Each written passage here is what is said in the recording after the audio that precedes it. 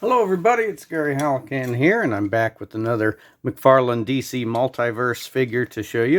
And I know it's been a little bit since I've shown you one, but I should have a lot more of them coming soon.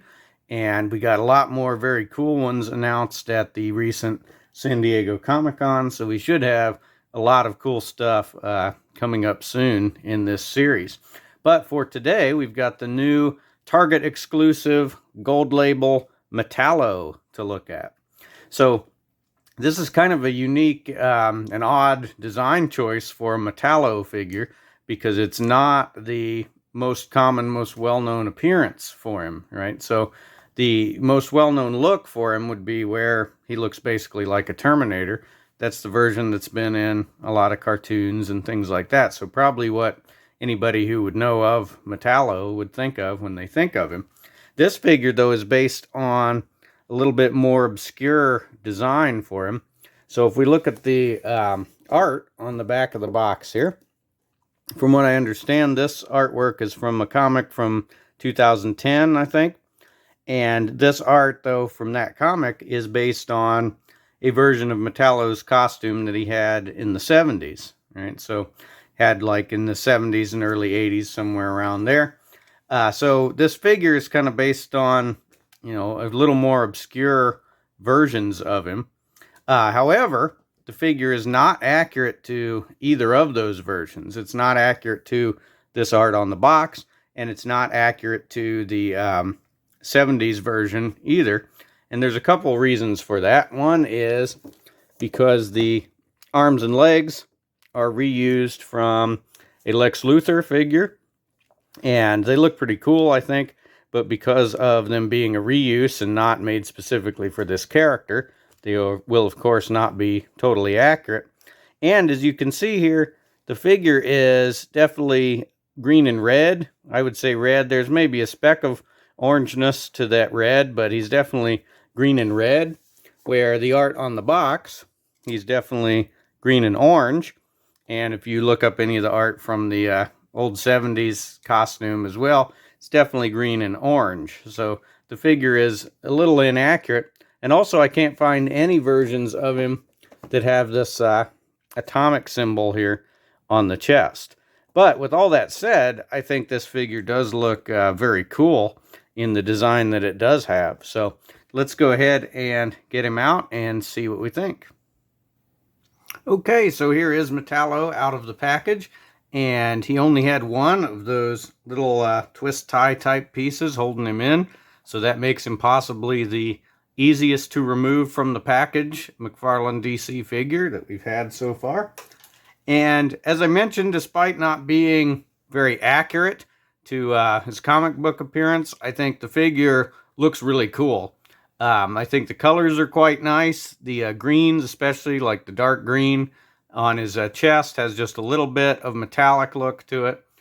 So I think that's cool. He really has a lot of detail everywhere. He could definitely benefit from some detail painting, right? Maybe some panel lining and stuff, you know, to bring out some of the detail, especially in the legs and the arms.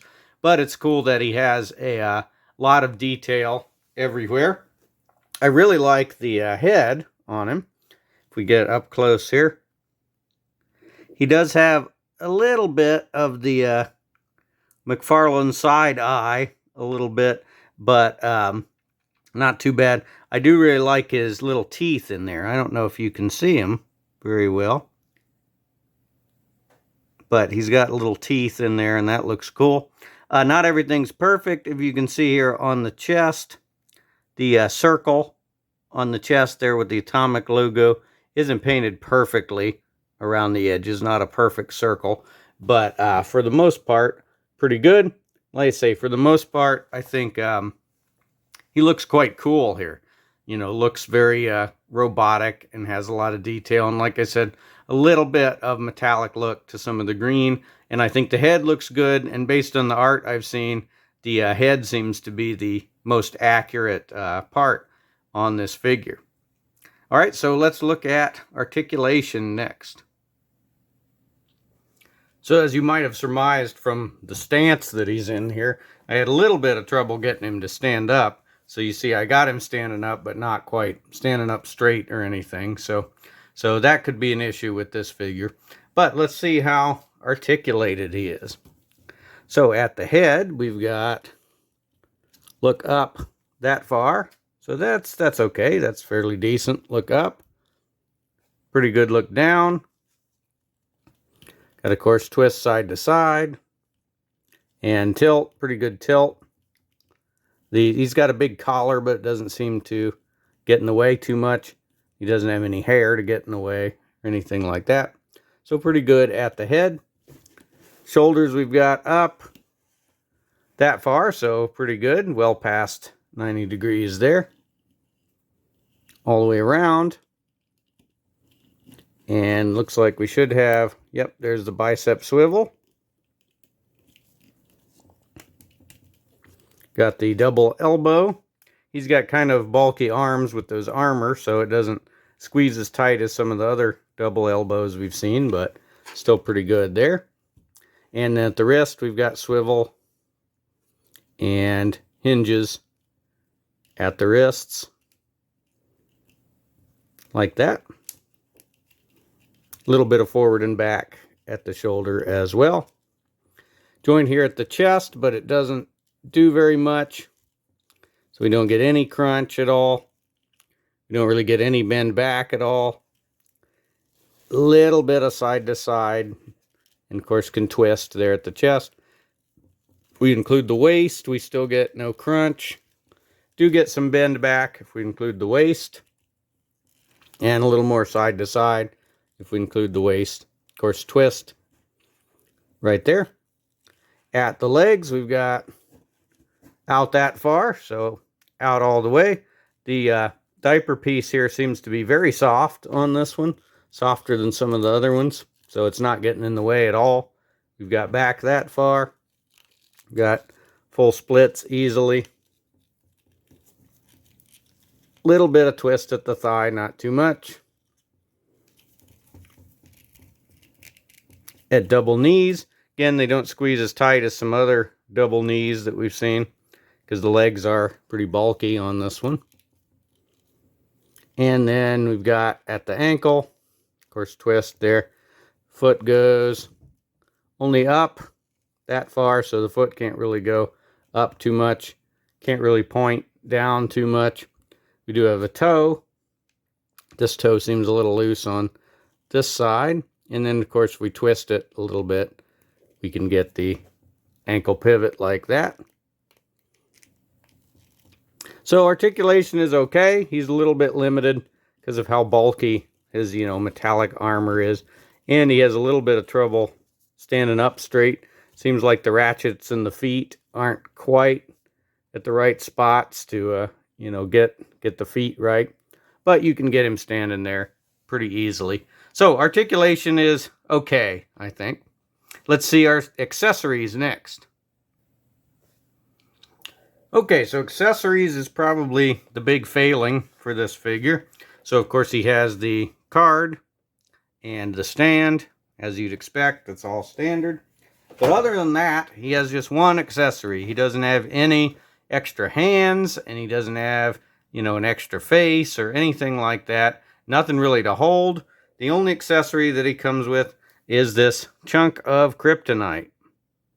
And it looks okay, except for that mine has a speck of something in it there. Right, so that's inside of it, that speck of whatever that is. Otherwise, though, it looks pretty good. It's a piece of kryptonite. However, it's got a flat bottom, which means that it's meant for, setting on the ground, right? It's not meant for holding. It's not meant for throwing. It's not meant for threatening Superman with it. It's just meant to, sit on the ground there. And it does that fine, because it does have a flat bottom. But I'm going to expect that there's not really any way we're going to get him to hold this. Unless we do something maybe kind of like that. Right? So I guess he can hold it, sort of like that if you want him to. But, that doesn't look really great or really menacing or anything. So, I don't know. It's less of an accessory for this character and more just that you get a piece of kryptonite to put in your displays or whatever. So I would say that accessories are probably the failing on this figure. But last up, let's do some size comparisons. Okay, for size comparisons, here's Metallo with Superman Blue from the Plastic Man wave. So they are pretty much the same size. Metallo is a little bit bulkier because of his metallic armor there, but pretty much the same size. Here is Detective Comics 27 Batman. So again, pretty much the same size there. So Metallo, you know, good in scale with everybody else. Here is Marvel Legends Cersei. So of course she's 6-inch scale, right, compared to the DC 7-inch scale. Here is a typical 12-ounce beverage can. And then, of course, as always, here is John Cena. There we go. So Metallo a little bit bigger than John Cena. Otherwise, he's pretty much in scale with everybody else. Before we give the final verdict on Metallo, we're going to try something here. His hand's in the right position. And we're going to try to go from Metallo to Metallica. Right? I don't know if that works or not. I don't think he's going to be able to hold it. When I do some dramatic poses in a few moments, I will try to get him to hold that a little bit better. Like I said, maybe we can go from Metallo to Metallica. Anyway, though, that is the Target exclusive Metallo figure. I think this probably meets kind of what you'd expect from an exclusive figure or from a variant kind of a figure, right? You know, it reuses parts from some other ones. Doesn't come with a lot of accessories, but it gives you a unique character. So it's probably okay that this one's not a main release, right? This is probably good for kind of an exclusive one. I do wish there were more accessories, extra hands, stuff like that. But he does look really cool. So I would say, if you just want him to do that, then I think that would be good. All right, stay tuned for some dramatic poses. Thank you for watching. Let me know in the comments which Metallo looks you like the best and which versions of him you like best from the various shows and cartoons and stuff. And let me know what else is cool, and we'll see you in the next review.